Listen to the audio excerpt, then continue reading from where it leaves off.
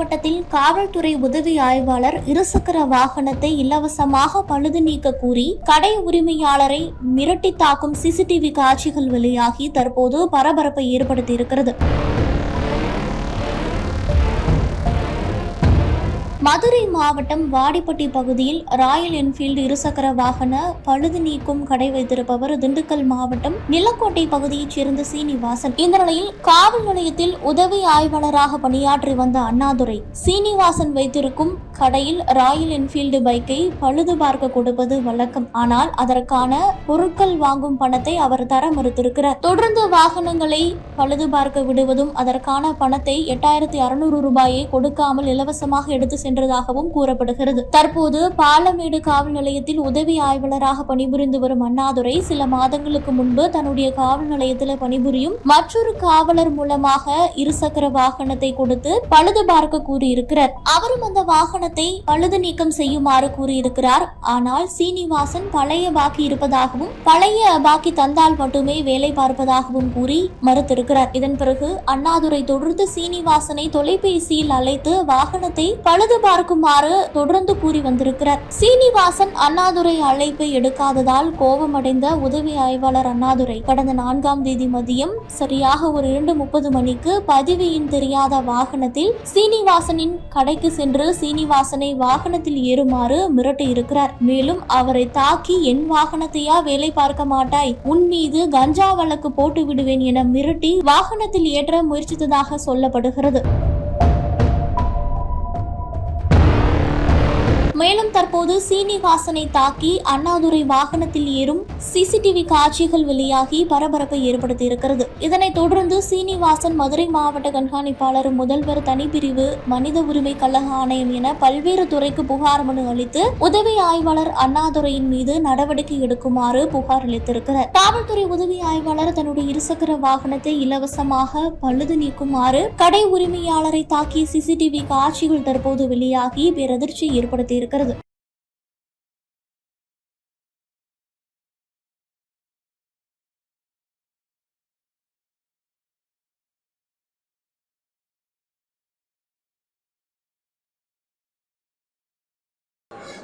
காவல்துறை அவங்களோட நடவடிக்கை செய்கிறாங்க, அது எல்லாமே சரி. பட் இதில் பாதிக்கப்படுற பெண்கள் பக்கம் தான் நம்ம எல்லாரும் நிற்கணும்னு நினைக்கிறேன். அவங்களுக்கு முழு தைரியம் இருக்கணும்.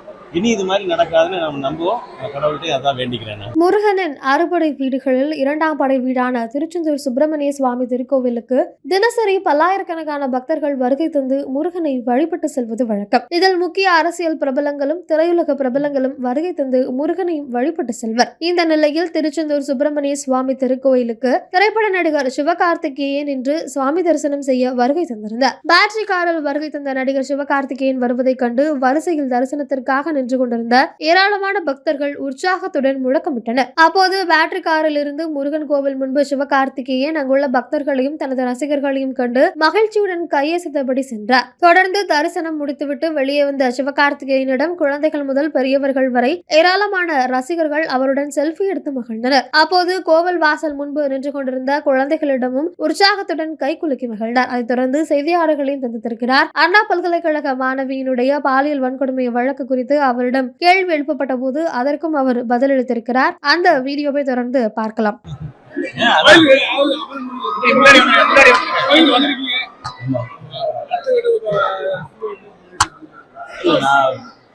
கோயிலுக்கு முன்னாடியே வர வேண்டியது, அந்த டைம்ல தான் நமக்கு வெள்ள எச்சரிக்கை எல்லாம் இருந்ததுனால வந்திருக்கேன். நான் இன்னும் அடுத்தடுத்து முருகர் கோயிலுக்கு போக போறேன்.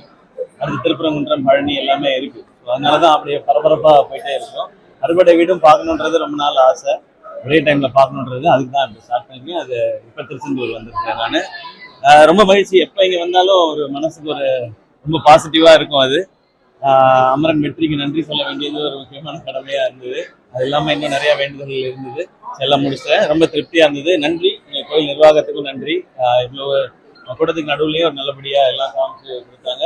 உங்களுக்கும் நன்றி. எல்லாருக்கும் புத்தாண்டு வாழ்த்துக்கள். எல்லாருக்கும் இந்த வருஷம் சிறப்பா இருக்கும். நன்றி. இல்ல நான் அதெல்லாம் எதுவுமே இங்க பேச வேண்டாம். நான் சாமி கூட வந்திருக்கேன்.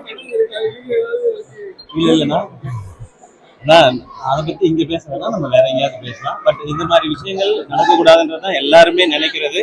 இதுல நான் முக்கியமா நினைக்கணுன்றது, காவல்துறை அவங்களுடைய நடவடிக்கை செய்றாங்க, அது எல்லாமே சரி. பட் இதுல பாதிக்கப்படுற பெண்கள் பக்கம் தான் நம்ம எல்லாரும் நிக்கணும்னு நினைக்கிறேன். அவங்களுக்கு முழு தைரியம் இருக்கணும்.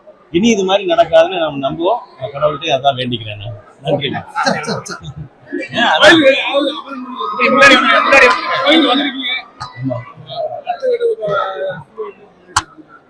நான் கோயிலுக்கு முன்னாடியே வர வேண்டியது, அந்த டைம்ல தான் நமக்கு இந்த வெள்ள எச்சரிக்கை எல்லாம் இருந்ததுனால வந்திருக்கேன் நான்.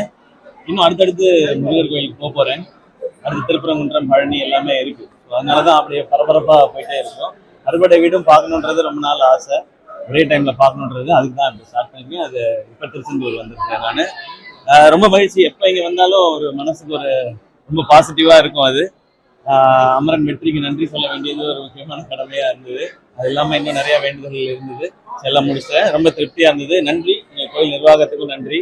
இவ்வளவு கூட்டத்துக்கு நடுவுலயே ஒரு நல்லபடியா எல்லாம் காமிச்சு கொடுத்தாங்க. உங்களுக்கும் நன்றி. எல்லாருக்கும் புத்தாண்டு வாழ்த்துக்கள். எல்லாருக்கும் இந்த வருஷம் சிறப்பா இருக்கட்டும். நன்றி. இல்ல நான் அதெல்லாம் எதுவுமே இங்க பேச வேண்டாம். நான் சாமி கூட வந்திருக்கேன். இல்லைன்னா அதை பத்தி இங்க பேச வேணாம், நம்ம வேற எங்கேயாவது பேசலாம். பட் இந்த மாதிரி விஷயங்கள் நடக்கக்கூடாதுன்றதான் எல்லாருமே நினைக்கிறது. இதுல நான் முக்கியமா நினைக்கணுன்றது, காவல்துறை அவங்களுடைய நடவடிக்கை செய்றாங்க, அது எல்லாமே சரி. பட் இதுல பாதிக்கப்படுற பெண்கள் பக்கம் தான் நம்ம எல்லாரும் நிக்கணும்னு நினைக்கிறேன். அவங்களுக்கு முழு தைரியம் இருக்கணும். இனி இது மாதிரி நடக்காதுன்னு நம்ம நம்புவோம். கடவுள்கிட்ட அதான் வேண்டிக்கிறேன் நான். நன்றி.